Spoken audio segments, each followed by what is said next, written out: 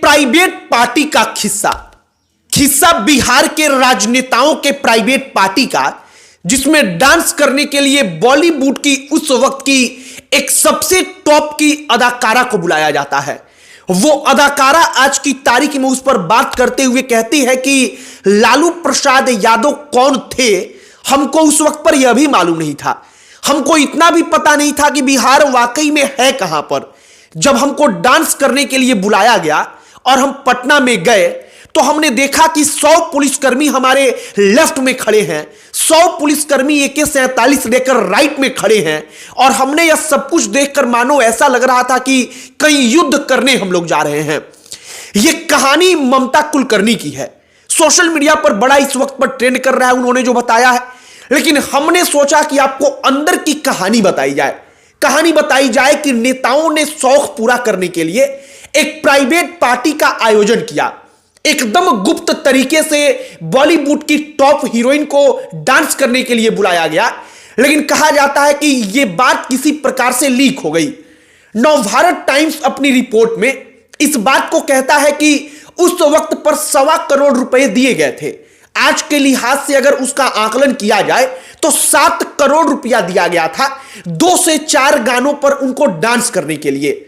और नवभारत टाइम्स अपनी रिपोर्ट में कहता है कि चारा घोटाले का वो पैसा था। इस बात के आरोप लगे, बाद में कोर्ट तक मामला घसीटा गया, और हमने सोचा कि वो पूरी कहानी आपको बताई जाए कि कैसे जब घोटाले का रुपया नेताओं के हाथ में आया तो बॉलीवुड के हीरोइन के ऊपर करोड़ों रुपए लुटा दिए गए। आगे बातचीत करने से पहले हमारा नमस्कार स्वीकार करिए। हमारा नाम मोहित कुमार सिंह है। ममता कुलकर्णी की पटना आने की, बिहार में आकर परफॉर्मेंस करने की पूरी कहानी शुरू होती है एक राणा नाम के विधायक से। नवभारत टाइम्स का हमने रिपोर्ट पढ़ा तो उसमें इस बात का जिक्र था कि करण अर्जुन फिल्म का गाना था मुझको राणा जी माफ करना। गाना बड़ा पॉपुलर हुआ, लोकप्रिय हुआ। जो गाना था उस गाने को अपने जीवन से जोड़कर विधायक में उस वक्त पर बिहार में विधायक थे जिनके नाम में राणा आता था, उन्होंने उस गाने को अपने ऊपर चरितार्थ कर लिया।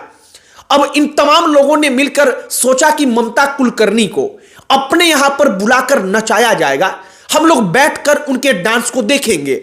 ममता कुलकर्णी कहती है कि उस वक्त पर हम गोवा में थे। गोवा में हमारे सेक्रेटरी का कॉल आया। वो कहते हैं कि गोवा के बाद तुमको बिहार जाना है। मैंने पूछा कि बिहार, ये बिहार है कहां? ममता कुलकर्णी कहती है कि हमको पता तक नहीं था कि बिहार कहां है। लालू प्रसाद यादव ने बुलाया है। वो कहती है कि कौन लालू यादव? मतलब कि वो बताते हैं कि हमको लालू यादव कौन है यह भी नहीं पता था, जबकि लालू यादव उस वक्त पर बिहार के मुख्यमंत्री थे, उनकी सरकार चल रही थी। लालू प्रसाद यादव का रुतबा था। लालू प्रसाद यादव पूरी देश की राजनीति की धुरी थे। अब ममता कुलकर्णी का यह बयान सोशल मीडिया पर बड़ा वायरल हो गया।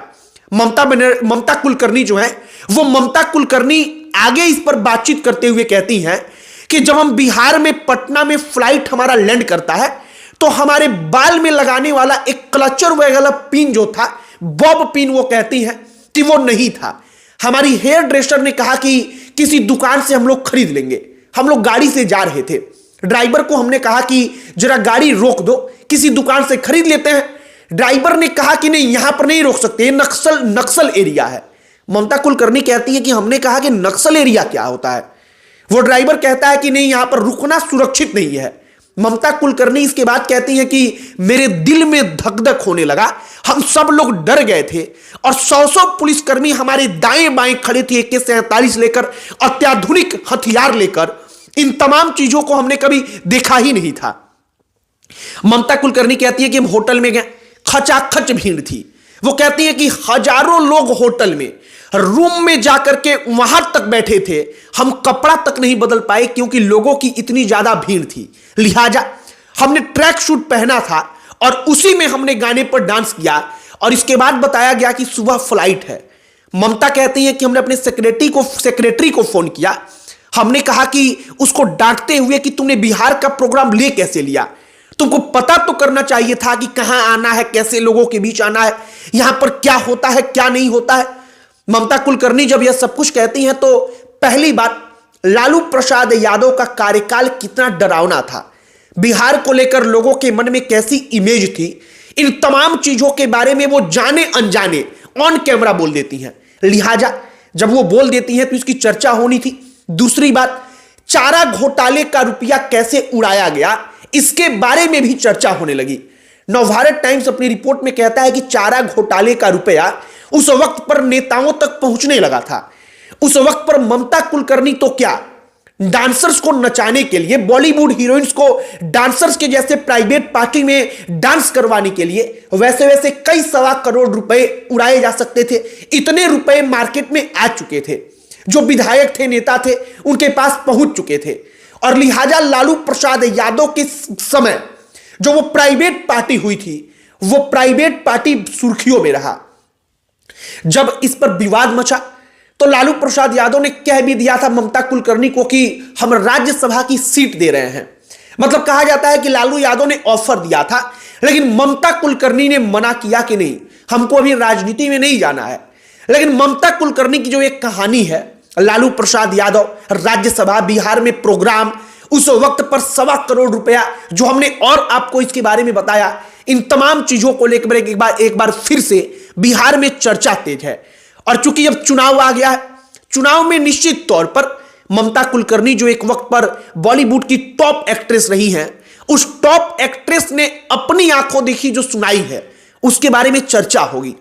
हो सकता है इससे किसी पार्टी को पॉलिटिकली फायदा मिले, किसी को पॉलिटिकली नुकसान हो, लेकिन ममता कुलकर्णी जो बताती हैं, इसके बाद घोटाले के पैसे कैसे उड़ाए गए, इसको लेकर के भी चर्चा होने लगी। बाकी हमने पूरी की पूरी कहानी आपको बताई है।